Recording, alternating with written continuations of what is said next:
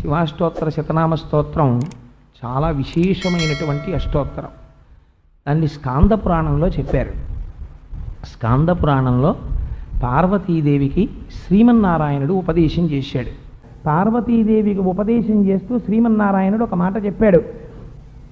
పార్వతీ, ఇవి ఎంతో పరమ పవిత్రమైనటువంటి నామాలు. ఈ నామాలకున్న గొప్పతనం ఏమిటో తెలుసా?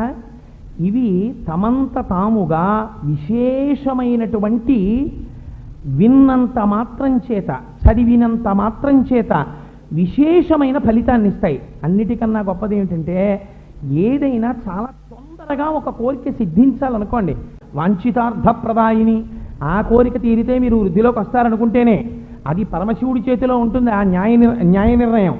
అందుచేత మీరు ఏదైనా చాలా తొందరగా ధర్మబద్ధమైనటువంటి కోరిక తీరకపోతే ప్రమాదం అని అనుకున్నారనుకోండి, అప్పుడు పెద్దలు చెప్తారు, ఒక్కసారి శివాష్టోత్తరం చదువుకుని బయలుదేరండి అంటారు.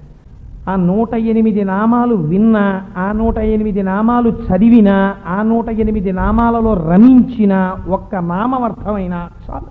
శివో మహేశ్వర శంభు పినాకీ శశిశేఖర వామదేవో విరూపాక్ష కపర్దీ నీలలోహిత శంకర శూలపాణిశ్చ ఖట్వాంగీ విష్ణువల్లభ శిపి విష్ణోంబికానాథ శ్రీకంఠో భక్తవత్సల భవశర్వస్త్రిలోకేశితికంఠ శివాప్రియ ఉగ్ర కపాలీ కామారీ అంధకాసురసూదన గంగాధరో లలాటాక్ష కాళకాల కృపానిధి భీమ పరశుహస్తాశ్చ మృగపాణిర్జటాధర కైలాసవాసీ కవచీ కఠోరస్త్రిపురాంతక వృషాంకో వృషభారూఢో భస్మోద్ధూళిత విగ్రహ సామప్రియ సర్వమయస్త్రయీమూర్తిరనీశ్వర సర్వజ్ఞ పరమాత్మా చ సోమసూర్యాగ్నిలోచన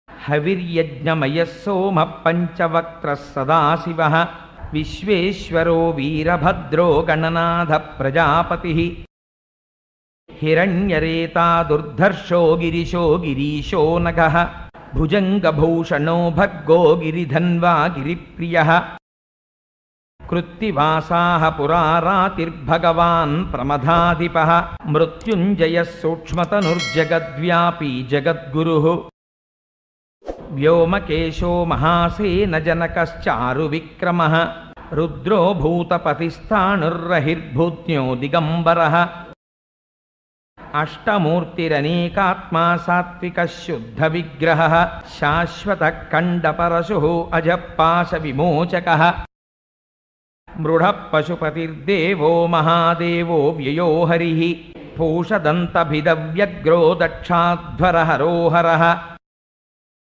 భగనేత్రభిదవ్యక్తః సహస్రాక్షः సహస్రపాత్ అపవర్గప్రదోసంతః స్తారకః పరమేశ్వరः ఏవం శ్రీశంభుదేవస్య నామ్నామష్టోత్తరం శతం.